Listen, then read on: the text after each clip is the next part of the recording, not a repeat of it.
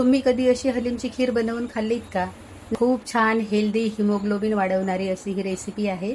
तुम्ही नक्की ट्राय करा. हॅलो गाईज, आज आपण मस्त अशी हलीमची खीर बनवूया. याला अळीवही म्हणतात. त्यासाठी मी इथे 2 चमचे हलीम भिजवून घेतलेलं आहे. हलीममध्ये मुबलक प्रमाणात लोहाचं प्रमाण असतं, ज्यामुळे ॲनिमिया सारख्या आजारांवर मात करता येते. हलीममुळे आपल्या शरीरात हिमोग्लोबिन वाढतं. हलीममध्ये कॅल्शियम आहे, फॉस्फरस भरपूर प्रमाणात, त्यामुळे सांधेदुखी आणि हाडांच्या समस्याही कमी होतात. सर्वात महत्त्वाचं म्हणजे ह्याची प्रथिनं आहेत, त्यामुळे आपले केस गळती थांबते आणि त्वचा निरोगी राहण्यासही मदत होते. कढईमध्ये 1 चमचा तूप घालूया. आता त्यामध्ये आपण ड्रायफ्रुट्स घालूया, काजू, बदाम आणि पिस्ते. हे हलकेसे परतून घेऊया. आता त्यामध्ये आपण गूळ घालूया आणि गूळही छान आता ह्यामध्ये वितळून घेऊया.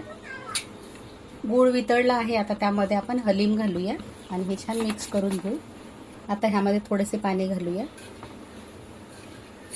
त्यामध्ये आपण दूध घालूया, मिक्स करून घेऊ आणि छान खीर आता शिजू देऊया.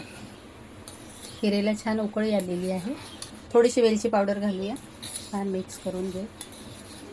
बघा, अगदी झटपट अशी आपली हलीमची खीर तयार झालेली आहे. वरतून थोडेसे पिस्ते ग्रेट करून घालूया. हे पिस्ता क्रशर मी मिशोवरून मागवलेलं आहे. खूप छान आहे, तयार आहे. अगदी मस्त झटपट होणारी आपली अळीवाची खीर. अशाच नवनवीन रेसिपीज बघण्यासाठी आपल्या चॅनलला लाईक करा, शेअर करा, सबस्क्राईब करा. थँक्यू. खूप गरम आहे.